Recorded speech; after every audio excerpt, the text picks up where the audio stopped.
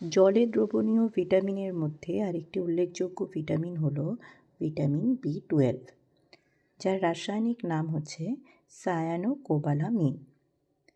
নামেই বলে দিচ্ছে এর মধ্যে, অর্থাৎ এই ভিটামিনটির মধ্যে কার্বন, হাইড্রোজেন, অক্সিজেন, নাইট্রোজেন ছাড়াও আরও দুটো বিশেষ রাসায়নিক গঠন উপস্থিত, একটি কোবাল্ট এবং সায়ানাইড। অর্থাৎ ভিটামিন B12 কোবাল্ট ও সায়ানাইড দিয়ে গঠিত, তাই এর নাম সায়ানোকোবালামিন।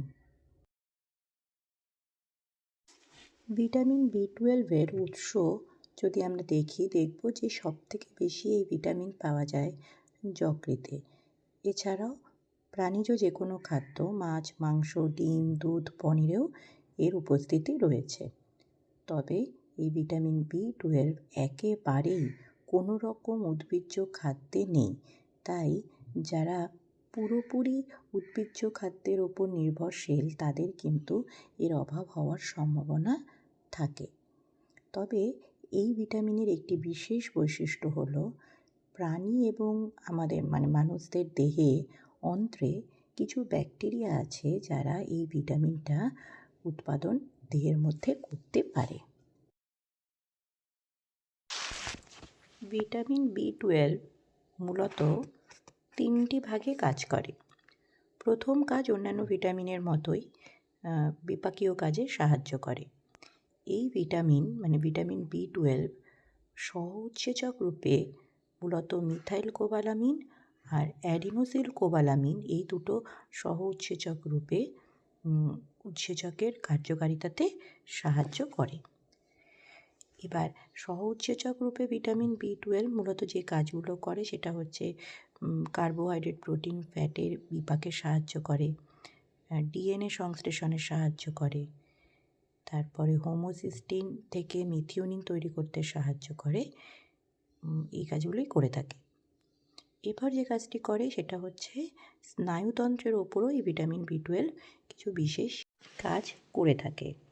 যেমন মায়েলিন পর্দা গঠনে সাহায্য করে, আমাদের যে সেন্ট্রাল নার্ভাস সিস্টেম সেটা ঠিকঠাকভাবে মেনটেন করতে সাহায্য করে।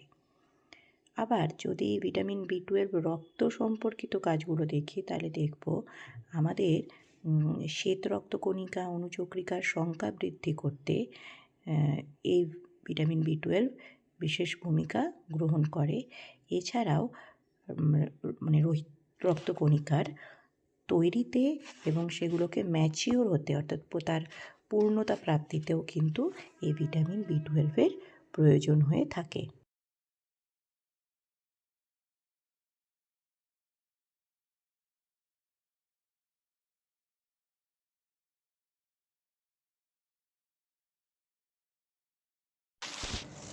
ভিটামিন B12 দীর্ঘদিন ধরে যদি তার অভাব হয় তখন সেক্ষেত্রে দেহে এক ধরনের রক্তাল্পতা দেখতে পাওয়া যায়, যাকে আমরা পার্নিশিয়াস অ্যানিমিয়া বলি।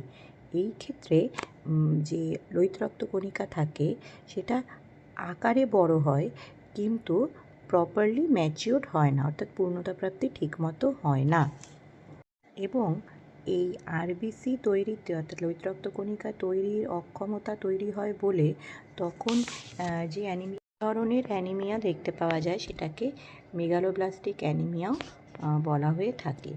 এছাড়াও যে স্নায়ুতন্ত্রের যে মায়েলিন শীট তৈরিতে এই ভিটামিনের ভূমিকা থাকে, এর অভাবে সেই মায়েলিন শীটের যে কভারটা, আউটার লেয়ারটা সেটাও ক্ষতিগ্রস্ত হয়, ফলে নার্ভাস ডিসঅর্ডার এই ক্ষেত্রে দেখা যায়।